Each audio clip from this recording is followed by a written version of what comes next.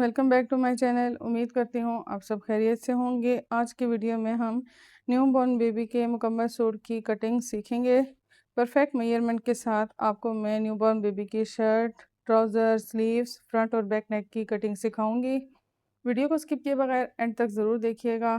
तो चलते हैं अपनी वीडियो की तरफ। यहाँ पे मैंने पेपर लिए हैं डबल फोल्ड करके, जिसकी वन साइड मैंने अपनी तरफ रखी है और ओपन साइड मैंने बाहर की तरफ रखी है। इसके मैंने दो पार्ट लिए हैं, जैसे कि शर्ट का फ्रंट और बैक पार्ट। अब हम यहाँ पे हमेशा की तरह सबसे पहले अरे पार्ट कट करेंगे। इसके बाद यहाँ पे हम तीरे का निशान लगाएंगे। तीरे का निशान यहाँ पे हम 4 इंच पे लगाएंगे।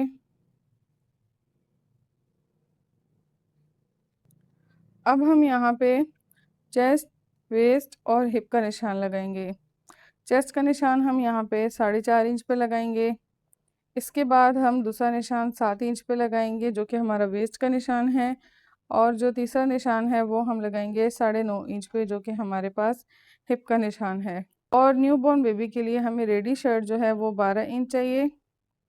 और 12 के साथ हम जो अपना सिलाई मार्जिन है वो 1 इंच ऐड कर देंगे, तो टोटल हमारे पास 13 इंच आ जाएगा। सेम यही मार्क हम दूसरी साइड पे भी लगा लेंगे। अब इन निशानों को हम आपस में मिला लेंगे। अब यहाँ पे आपने चेस्ट, वेस्ट, हिप का निशान लगाना है। चेस्ट हमें रेडी जो है वो 9 इंच चाहिए, तो 9 का हम जब हाफ करेंगे तो हमारे पास 4.5 इंच आएगा। और आप इस तरीके से इंची टेप को डबल फोल्ड करके भी चेक कर सकते हैं। तो यहाँ पे हम 4.5 इंच पे एक निशान लगा लेंगे। इसके बाद यहाँ पे हम 2 सूत कम वेस्ट के लिए निशान लगा लेंगे। और अब हमने यहाँ पे हिप के लिए निशान लगाना है। हिप हमें 9.5 इंच चाहिए, तो 9.5 इंच को हम इस तरीके से डबल फोल्ड कर लेंगे, तो हमारे पास 4.25 इंच आ जाएगा, जो कि 4.75 बनता है। और नीचे भी आपने दामन पे यही निशान लगा लेने हैं। अब इन लाइनों को आपस में मिला लेंगे। अब हम यहाँ पे फ्रंट और बैक आर्म होल के लिए निशान लगाएंगे। तो सबसे पहले हम यहाँ पे बैक आर्म होल के लिए निशान लगाएंगे, जो कि सेम हमने तीरे के बराबर रखना होता है। और इसके बाद हमने हाफ या पौना इंच अंदर एक निशान लगाना है, जो कि हमने फ्रंट आर्म होल के लिए निशान लगाना है। ये छोटी बच्ची का नाप है, तो यहाँ पे हमने पूरा 1 इंच अंदर डाउन नहीं करना। यहाँ पे आपने बहुत हल्के हाथों से इस तरीके से शेप दे देनी है। इस साइज़ में बहुत ज़्यादा आपकी गोलाई नहीं आएगी। ऊपर से आपने नेक की विड्थ के लिए निशान लगा लेना है। ये हमारे पास रेडी 2.5 इंच हमारे पास नेक की चौड़ाई होनी चाहिए। तो 2.5 को हम इस तरीके से इंची टेप फोल्ड करके चेक करेंगे, तो हमारे पास 1.25 इंच आ रहा है। तो डबल फोल्ड में यहाँ पे मैंने 1.25 इंच पे एक निशान लगा लेना है। अब हम यहाँ पे हाफ इंच कंधे का डाउन लेंगे। यहाँ पे आपने जितना भी सिलाई मार्जिन रखना है उस हिसाब से आप यहाँ पे सिलाई मार्जिन दे दें। अब हमने यहाँ पे न्यू बॉर्न बेबी के शर्ट के तमाम निशान लगा लिए हैं। अब हम इसको कट करेंगे।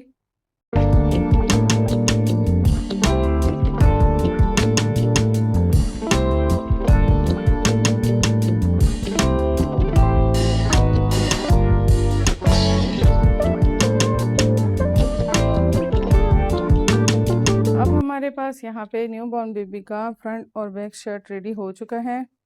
इसके बाद हमने इसी साइज़ के लिए स्लीव्स कट करनी है। स्लीव्स के लिए मैंने सेम इसी तरीके से डबल फोल्ड में पेपर लिया है, जिस तरीके से हम स्लीव के लिए फैब्रिक रखते हैं। अब यहाँ पे हमने इसका रेप पार्ट कट कर लेना है। यहाँ पे हमने स्लीव की कुल लेंथ 5 रखनी है। 5 इंच हमारे पास काफ़ी है न्यूबॉर्न बेबी के लिए। और यहाँ पे हमने 1 इंच जो है वो सिलाई का मार्जिन देना है। सेम हमने नीचे भी मार्किंग लगा लेनी है लंबाई की 5 और 1 इंच। इन दोनों निशानों को आपस में मिला लेंगे। यहाँ पे न्यूबॉर्न बेबी के लिए हमने कंधे का जो डाउन है वो देना है 1 से 1.25 इंच का। इस साइज़ के लिए इतना कंधे का डाउन जो है वो काफ़ी होता है। अब यहाँ पे आपने जो स्लीव की चौड़ाई रखनी है वो आपने 4 इंच रखनी है और यही 4 इंच का निशान आप इधर भी लगा लेंगे। इन दोनों निशानों को आपस में मिला लेंगे।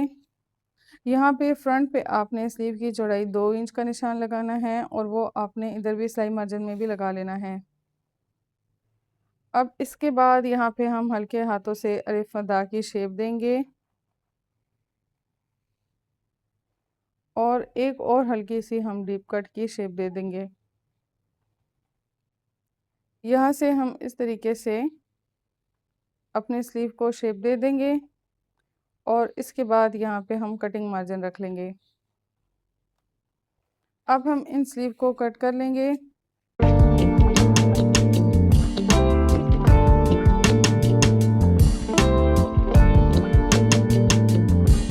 यहाँ पे हमारे पास न्यूबॉर्न बेबी के लिए स्लीव भी कट करके रेडी है।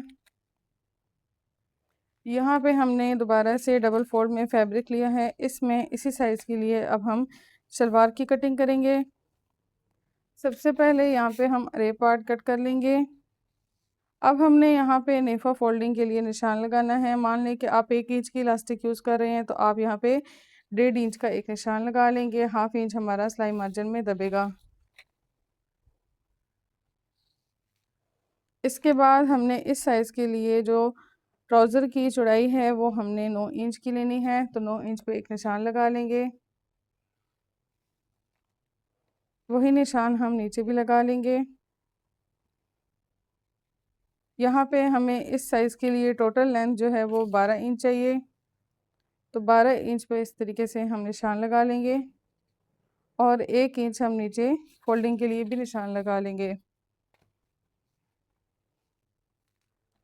यहाँ पे हम पांचे का निशान लगा लेंगे जो कि 2.5 से 3 के बीच में आप जितना कंफर्टेबल हैं उतना रख सकते हैं। अब हमने यहाँ पे आसन का निशान लगाना है। आसन का निशान हमने यहाँ पे नेफा फोल्डिंग के निशान से नीचे लगाना है। आसन के लिए हम 5 इंच पे निशान लगाएंगे। यहाँ से दोबारा से हम 9 इंच का निशान लगा लेंगे और इन निशानों को आपस में मिला लेंगे।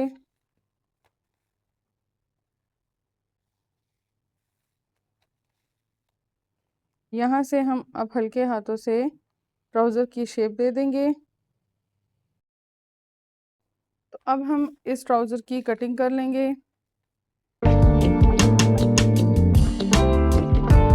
मेरे पास न्यूबॉर्न बेबी की ट्राउज़र भी कट करके रेडी है। अब मैं आपको इस साइज़ की फ्रंट और बैक नेक की कटिंग सिखाऊंगी। अब मैं यहाँ पे आपको न्यूबॉर्न बेबी के लिए फ्रंट और बैक के निशान लगा के दूंगी। यहाँ पे हमने मान लें कि एक बुकरम पेपर लिया है जिसको डबल फोल्ड करके इस तरीके से बिछा लिया है। इसका फ्रंट पार्ट, इसका जो बंद साइड है वो मेरी तरफ है, ओपन साइड सामने की तरफ है। यहाँ पे हम सबसे पहले रे पार्ट कट करेंगे।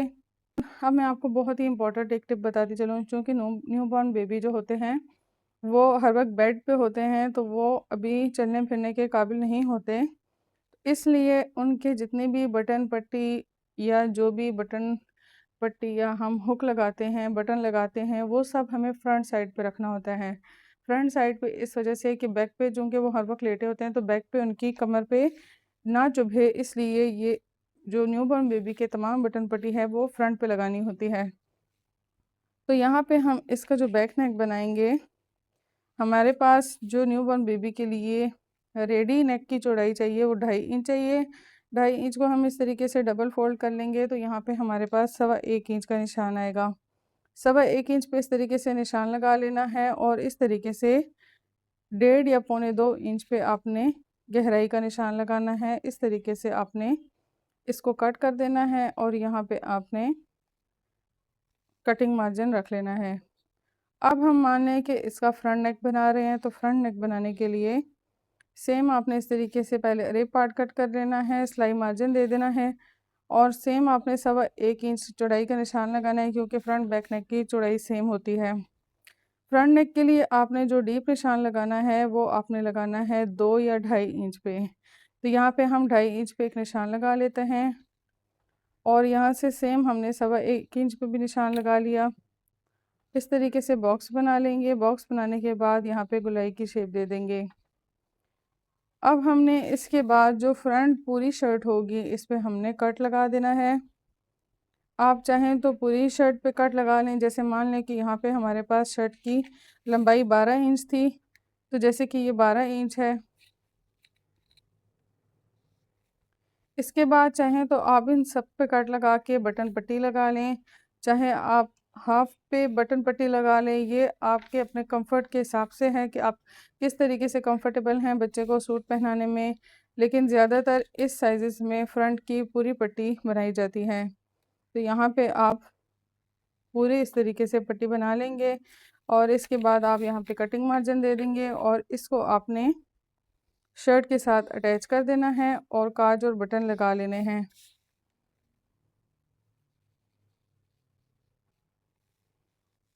यहाँ पे आपको मैंने इस वीडियो में न्यू बॉर्न बेबी की तमाम सूट की कटिंग सिखाई है, जिसमें मैंने आपको स्लीव की कटिंग, ट्राउज़र की कटिंग, शर्ट की कटिंग। उम्मीद करती हूँ कि आपको आज की वीडियो बहुत ही यूज़फुल लगी होगी और अब अगर इसके बाद आप किसी भी न्यू बॉर्न बेबी का सूट स्टिच कर रहे हैं तो आपको कोई प्रॉब्लम पेश नहीं आएगी। अगर आपको आज की मेरी वीडियो यूज़फुल लगी हो तो प्लीज़ मेरे चैनल को लाइक, सब्सक्राइब एंड शेयर ज़रूर कर दीजिएगा। मिलते हैं नेक्स्ट वीडियो में, तब तक के लिए अल्लाह हाफिज़।